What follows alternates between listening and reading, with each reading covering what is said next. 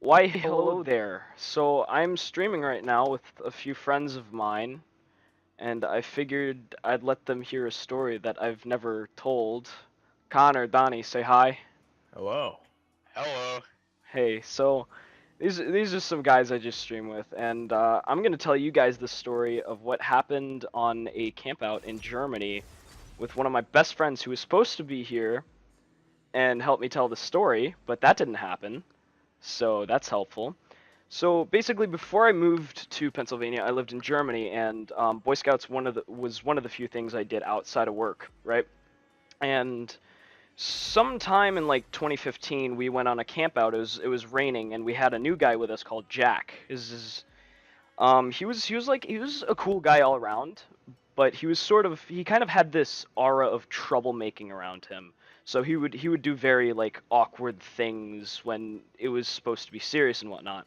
And Colton was with me, my one of my best friends back then, and he and I were sharing a tent. So it was an expensive but nice tent. So we set up the tent really quickly. The troop went out. We started setting up camp and everything. By around 11 p.m., Colton and I got into our tent, and we were just talking. We told the rest of the troop to kind of like chill out, go to bed soon. Come about 2 a.m., Colton and I decide to start sleeping. At around 2:30 though, like the tent just rustles and it like, it's like really loud, obnoxious, and you're like, I was trying to sleep. What's going on, right? So I check and it's like, okay, the tent roof seems to be 2 minutes from my face. Colton, wake up! Wake up! And he's like, he doesn't wake up, right? He doesn't really wake up very well. He's like, what's going on? So I'm like, dude, our tent like fell. He's like, maybe it's because of the rain. I'm like, dude, there's no way it's from the rain.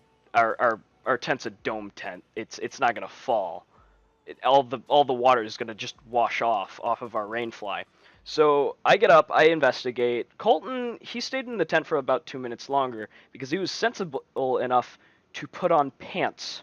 I was outside in the rain in a t-shirt, underwear, and combat boots, looking for my tent poles. I was pretty angry. I start yelling like, "Who the heck took my tent poles?" Just throughout the freaking campsite. It's 2:30 in the morning, right? So we go and I try and get an adult to help, and I'm like, Richard, dude, wake up. Richard was a young guy. He was an adult leader, a young adult leader. He was in the Air Force, and he was like, he didn't really wake up either. And he was like, just dude, go to bed. We'll figure it out tomorrow. I wasn't happy with that, right? So I put two and two together, figured out Jack had something to do with it. So Colton and I went into Jack's tent, just zipped it open, started going through his stuff. Which, I mean, it was heat of the moment, adrenaline. I was just like really angry. I didn't know what to do. I didn't know that that could have been wrong in the moment, but whatever. So I go in and I check, and like we just start beating around the stuff to listen for the tent poles, and sure enough, like we hear the tent poles go crunch against each other because they were metal, in his sleeping bag. He had a pretty big sleeping bag, right? So we just kind of reach in, nothing weird. It's just the tent poles. For some reason, he's not in his tent, and it's 2:30 a.m.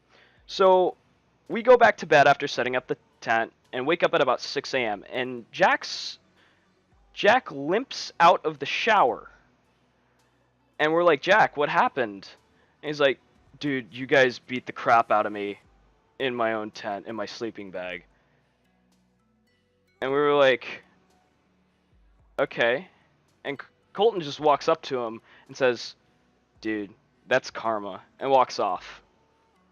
And that's the best conclusion to, to a stupid mistake in a camp out I have ever had. So thanks for listening, guys. You were a great help. Thank you, even though you said nothing. Very helpful.